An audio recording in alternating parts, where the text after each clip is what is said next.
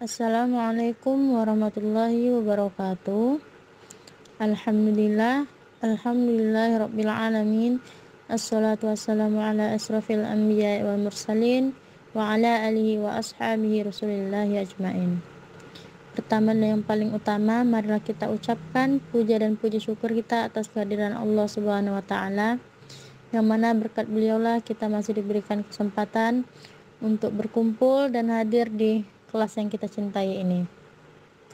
Langsung saja, kami dari kelompok 10 yang beranggotakan saya Zakiyatun Nisa dan teman saya Sri Ayudhya Permata. Di sini kami akan mempresentasikan makalah dari kelompok kami, yaitu Teori Persaingan dalam Etika Bisnis Islam.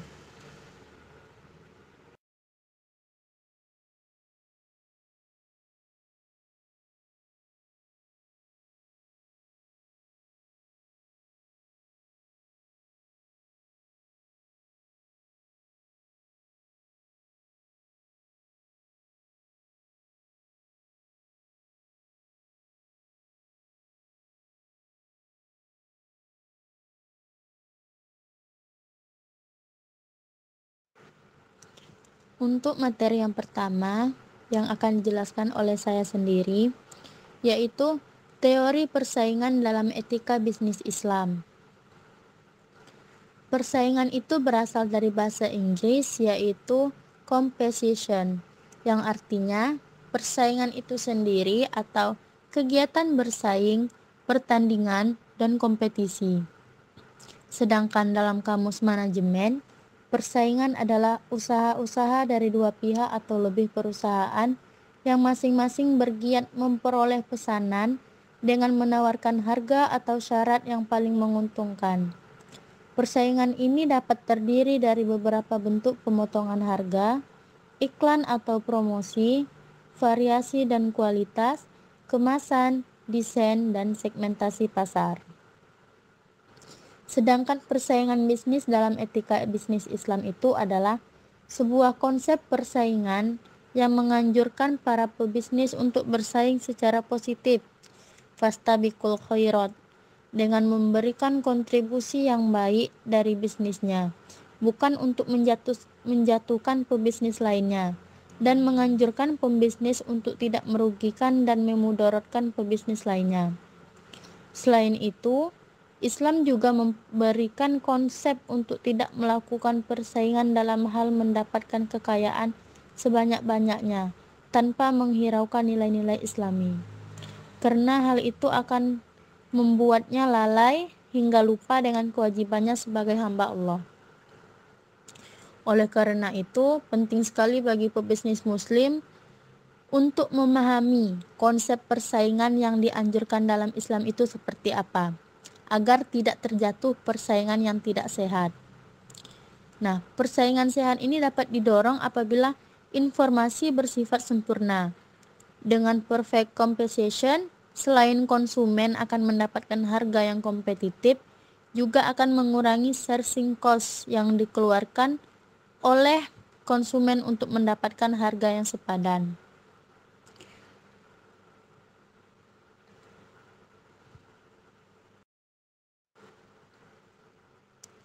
Persaingan yang sehat dapat terwujud apabila pasar dalam kondisi persaingan sempurna, perfect competition, dengan memiliki ciri-ciri pokok, yaitu yang pertama, produksi dalam kondisi efisien, di mana perekonomian secara keseluruhan telah memanfaatkan semua sumber daya ekonomi yang ada. Kemudian yang kedua itu konsumsi dalam situasi efisien, di mana menuntut bahwa produk yang dihasilkan di dalam perekonomian dengan harga yang ditentukan oleh biaya marginal untuk memproduksi produk yang bersangkutan. Dan yang terakhir itu, dalam jangka panjang keuntungan perusahaan adalah nol. Nah, meskipun dalam jangka pendek dapat bernilai positif atau negatif, tanpa persaingan perusahaan tidak akan bisa maju dan berkembang, sehingga persaingan pada hakikatnya adalah wajar dalam dunia usaha. Tetapi jika persaingan tersebut sudah meninggalkan etika dan sopan santun dalam pergaulan masyarakat pada umumnya, maka jelas bahwa etika bisnis sudah tidak diindahkan lagi. A. Berusaha lebih unggul. Untuk mencapai keunggulan bersaing, seorang pengusaha harus mampu mengenali berbagai unsur dasar untuk mencapai keunggulan bersaing. Beberapa keunggulan yang dapat digunakan untuk meningkatkan daya saing adalah: yang pertama, A. Barang atau produk. Produk yang dipersaingkan baik barang dan jasa harus halal. Spesifikasinya harus sesuai dengan apa yang diharapkan konsumen untuk menghindari penipuan. Kualitasnya terjamin dan bersaing. Kemudian, syarat produk yang dijual sesuai dengan hukum Islam itu untuk menghindari persaingan yaitu: yang pertama, suci. Para pedagang menjual barang yang suci, bukan dikategorikan najis yang diharamkan. Kemudian dapat dimanfaatkan. Kemudian milik orang yang melakukan akad. Milik orang yang melakukan akad ini maksudnya barang yang dijual oleh para pedagang adalah milik dari pedagang yang sah dan kuasa penuh dari pedagang, bukan barang dari hasil pencurian dan kejahatan lainnya. Kemudian itu dapat diserahkan. Barang yang dijual pedagang dapat diserahkan pada pembeli pada waktu akad terjadi. Dan yang terakhir itu dapat diketahui, yaitu barang yang diperjualbelikan oleh pedagang dapat diketahui oleh pembeli bentuk, takaran, sifat, dan kualitas barang. Nah, yang B, harga atau nilai. Harga biasanya merupakan salah satu yang sangat dipertimbangkan oleh konsumen pada saat akan membeli suatu barang.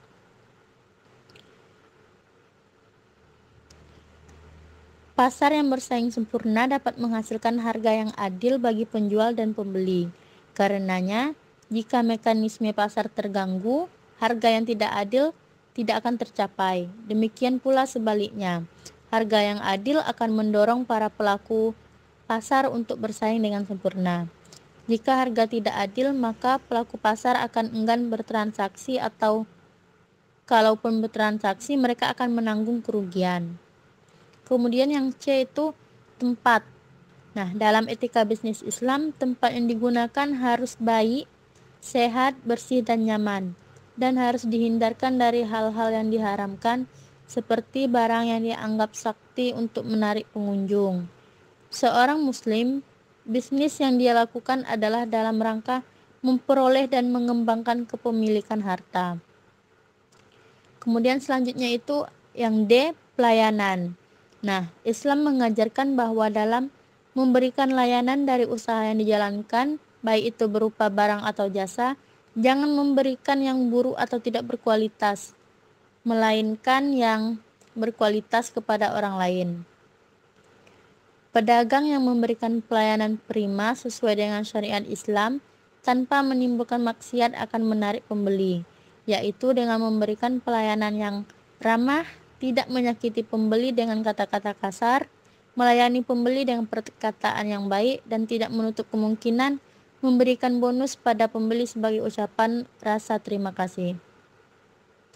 Dan sebaliknya, pedagang yang memberikan pelayanan kepada pembeli secara cuma-cuma, artinya tidak menempatkan pembeli sebagai raja dan menganggap sebaliknya, yaitu pembeli yang membutuhkan pedagang, maka pedagang seperti ini akan sepi pembeli. Yang E, pengalaman konsumen.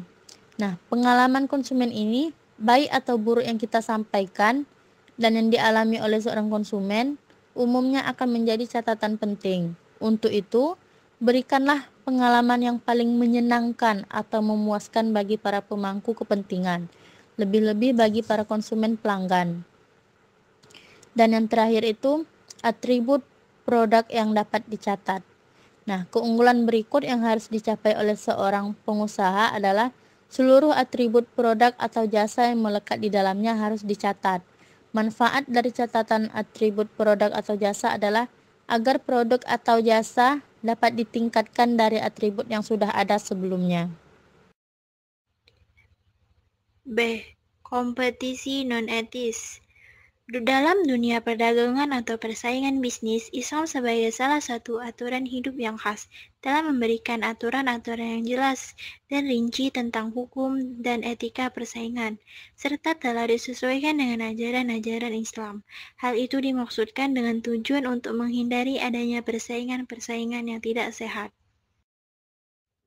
Ada 3 unsur yang perlu untuk dicermati dalam membahas persaingan bisnis menurut Islam, yaitu pertama, pihak-pihak yang bersaing. Manusia merupakan perilaku dan pusat pengendalian bisnis. Bagi seorang muslim, bisnis yang dilakukan adalah dalam rangka memperoleh dan mengembangkan harta yang dimilikinya, di mana harta yang diperolehnya adalah rezeki yang diberikan Allah SWT. Karena Allah telah mengatur hak masing-masing sesuai usahanya, keyakinan ini dijadikan landasan sikap tawakal setelah manusia berusaha sekuat tenaga dalam hal kerja. Islam memerintahkan umatnya untuk berlomba-lomba dalam kebaikan. Dengan landasan ini, persaingan tidak lagi diartikan sebagai usaha yang mematikan pesaing lainnya, tetapi dilakukan untuk memberikan sesuatu yang terbaik dari usaha bisnisnya masing-masing. Kedua, cara bersaing. Berbisnis adalah sebagian dari muamalah, karenanya bisnis tidak lepas dari hukum-hukum yang mengatur muamalah. Karenanya persaingan bebas menghalalkan segala cara merupakan praktik yang harus dihilangkan karena bertentangan dengan prinsip-prinsip muamalah Islami. Dalam berbisnis, setiap orang akan berhubungan dengan pihak-pihak lain, seperti rekan bisnis dan pesaing bisnis. Rasulullah Shallallahu Alaihi Wasallam memberikan contoh bagaimana bersaing dengan baik. Ketika berdagang, Rasul tidak pernah melakukan usaha untuk menghancurkan pesaingnya. Tetapi yang beliau lakukan adalah memberikan pelayanan yang sebaik-baiknya dan menyebutkan spesifikasi barang yang dijual dengan jujur, termasuk jika ada cacat pada barang tersebut. Dalam berbisnis, harus selalu berupaya memberikan pelayanan yang terbaik, namun tidak menghalalkan segala cara. Ketiga, produk barang atau jasa yang dipersaingkan. Beberapa keunggulan yang dapat digunakan untuk meningkatkan daya saing adalah yang pertama, produk. Produk yang dipersaingkan baik barang dan jasa harus halal. Spesifikasinya harus sesuai dengan apa yang diharapkan konsumen untuk menghindari penipuan. Kualitasnya terjamin dan bersaing. B. Harga. Bila ingin memenangkan persaingan, harga produk harus kompetitif. Dalam hal ini tidak diperkenankan membanting harga untuk menjatuhkan pesaing. C. Tempat. Tempat yang digunakan harus baik, sehat, bersih, dan nyaman, dan harus dihindari dari hal-hal yang diharamkan, seperti gambar porno, minuman keras, dan sebagainya. D. Pelayanan. Pelayanan harus diberikan dengan ramah, tapi tidak boleh dengan cara yang mendekati maksiat. C. Efek negatif monopoli. Eksistensi monopoli dalam suatu kegiatan ekonomi dapat terjadi dalam berbagai jenis. Ada yang merugikan dan ada yang menguntungkan perekonomian masyarakat. Itu ada beberapa bentuk monopoli, yaitu 1. Monopoli terjadi sebagai akibat dari superior skill, yang salah satunya dapat terwujud dari pemberian hak paten secara eksklusif oleh negara. 2. Monopoli terjadi karena amanah Undang-Undang Dasar Republik Indonesia tahun 1945 Pasal 33. Dampak positif dari persaingan usaha dapat mendorong pemanfaatan sumber daya ekonomi secara efisien, merangsang peningkatan mutu produk, pelayanan konsumen, proses produksi dan inovasi teknologi, memberikan kesempatan pada konsumen untuk melakukan pilihan produk atau jasa dengan harga yang wajar. Sedangkan dampak negatif jika persaingan usaha dilakukan secara bebas dan tidak wajar, serta tidak dikelola secara baik, maka dapat berpotensi tumbuhnya persaingan yang tidak sehat dan dapat merugikan pelaku usaha lainnya. Dan konsumen menumbuhkan terjadinya praktik monopoli sebagai sesuatu sistem yang berlawanan dengan prinsip-prinsip persaingan usaha itu sendiri. D. Efek persaingan positif. Secara garis besar, persaingan bisa membawa aspek positif apabila dilihat dari dua perspektif. Yang pertama, perspektif non-ekonomi. Selama ini, memang banyak orang mengajukan argumentasi ekonomi efisien untuk menyetujui keberadaan persaingan. Namun dilihat dari perspektif ekonomi akan didapati pula bahwa kondisi persaingan terjadi juga membawa aspek positif. Dari sisi politik, Shackler mencatat bahwa ada 3 alasan untuk mendukung persaingan dalam bidang usaha. Pertama, dalam kondisi penjual atau pembeli terstruktur secara otomatis, masing-masing berdiri sendiri sebagai unit-unit terkecil dan independen yang ada dalam persaingan. Kekuasaan ekonomi atau yang didukung faktor ekonomi menjadi tersebar dan terdesentralisasikan. Dengan demikian, pembagian sumber daya alam dan pemerataan pendapatan akan terjadi secara mekanik, terlepas sama sekali dari campur tangan kekuasaan pemerintah maupun pihak swasta yang memegang kekuasaan. Kedua, berkaitan erat dengan hal di atas, sistem ekonomi pasar yang kompetitif akan bisa menyelesaikan persoalan-persoalan ekonomi secara impersonal, bukan melalui personal, pengusaha maupun birokrat. Dalam kondisi persaingan, jika seorang warga masyarakat terpuruk dalam bidang usahanya, ia tidak akan merasa sakit karena ia jatuh bukan karena kekuasaan orang tertentu, melainkan karena suatu proses yang mekanistik, permintaan atau penawaran. Ketiga, kondisi persaingan juga berkaitan erat dengan kebebasan manusia untuk mendapatkan kesempatan yang sama di dalam berusaha. Dalam kondisi persaingan pada dasarnya, setiap orang akan mempunyai kesempatan yang sama untuk berusaha dengan baik. Hak setiap manusia untuk mengembangkan diri menjadi terjamin. 2. Perspektif ekonomi. Dari sudut pandang ekonomi, argumentasi sentral untuk mendukung persaingan berkisar di seputar masalah efisien. Di samping itu, dalam konteks pertumbuhan ekonomi dan kesejahteraan, persaingan juga membawa implikasi positif. Yang pertama, persaingan merupakan sarana untuk melindungi para pelaku ekonomi terhadap eksploitasi dan penyalahgunaan. Kondisi persaingan menyebabkan kekuatan ekonomi para pelaku ekonomi tidak terpusat pada tangan tertentu. Dalam kondisi tanpa persaingan, kekuatan ekonomi akan tersentralisasikan pada beberapa pihak saja. Kekuatan ini pada tahap berikutnya akan menyebabkan kesenjangan besar pada posisi tawar-menawar, serta pada akhirnya membuka peluang bagi penyalahgunaan dan eksploitasi kelompok ekonomi tertentu.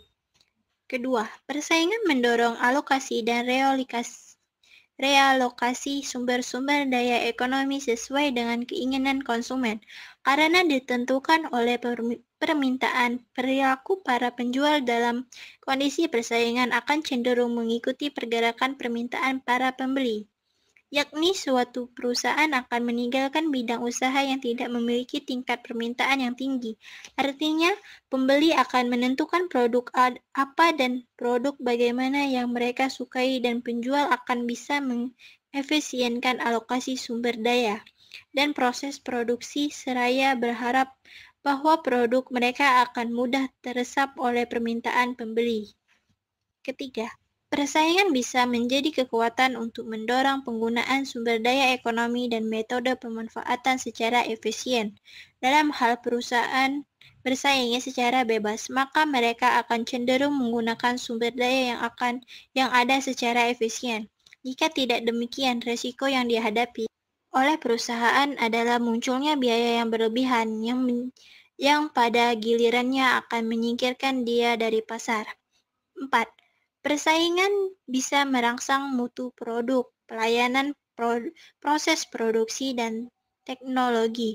Dalam kondisi persaingan, setiap persaingan akan mengurangi biaya produksi serta memperbesar pasang harga atau pasang pasar. Itulah presentasi dari kelompok kami. Lebih dan kurangnya kami mohon maaf. Kepada Allah kami mohon ampun. Wabillahi taufik wal hidayah. Wassalamualaikum warahmatullahi wabarakatuh.